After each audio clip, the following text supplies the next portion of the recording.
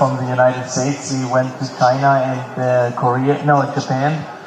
আগামী এক বছরের মধ্যে বাংলাদেশকে ফিফা র্যাঙ্কিং এর 150-র মধ্যে তুলতে চান থমাস ডুলি।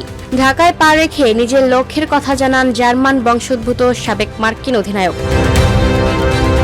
বাস্তবসম্মত পরিকল্পনায় দলকে খেলাতে চান শৈল্পিক ফুটবল। 2 বছরের মেয়াদে দায়িত্ব নিয়ে শুক্রবার সকালে ঢাকায় পৌঁছান সাবেক এই মার্কিন ফুটবলার। বাফুফের কোচ নিয়োগের পুরো প্রক্রিয়া যেন মঞ্চায়ন হলো বিএসপির স্পোর্টস অ্যাওয়ার্ডে। বাফুফের সভাপতি বারবার ডেকেও হামজাদের কোচ হতে কাউকে রাজি করাতে পারছেন না। অবশেষে পর্দার আড়াল থেকে বেরিয়ে এলেন বাফুফের নবনিযুক্ত কোচ। সকালে ঢাকায় এসে বিকেলে গণমাধ্যমের সামনে হাজির লাল সবুজের নবনিযুক্ত কোচ থমাস ডুলি। তাতেই কোচ নিয়ে ফুটবল সমর্থকদের অপেক্ষার প্রহর শেষ হলো। এশিয়ান অঞ্চলে লম্বা সময় কাজ করার অভিজ্ঞতা আছে জার্মান বংশোদ্ভূত মার্কিন এই কোচের। এশিয়ান কালচারের প্রতি টান থেকেই গায়ানা জাতীয় দলের কোচের দায়িত্ব ছেড়ে লাল সবুজের দায়িত্ব নিয়েছেন বলে জানান তিনি। থমাস ডুলি বলেন, আমি এশিয়াকে ভালোবাসি, আবারও এখানে কাজ করতে চেয়েছিলাম, সুযোগ পেয়েছি, তাই বাংলাদেশের কোচের দায়িত্ব নিলাম। এখানে ফুটবল নিয়ে অনেক আবেগ কাজ করে সমর্থকদের মাঝে। আমার বাংলাদেশ সম্পর্কে ধারণা আছে। দায়িত্ব নিয়ে নিজের লক্ষ্য উদ্দেশ্যের কথা সাফ জানিয়েছেন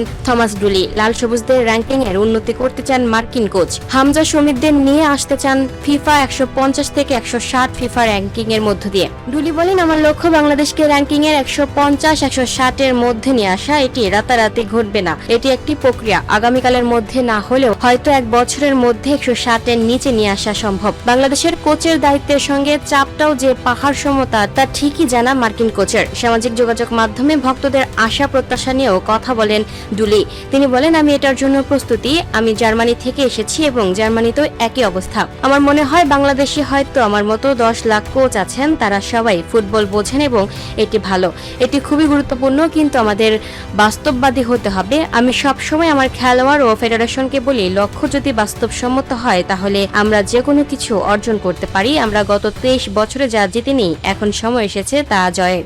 আগামী 5 জুন সান মারিনোর বিপক্ষে আওয়ে দিয়ে নিজের প্রথম অ্যাসাইনমেন্ট শুরু করেন ডুলি।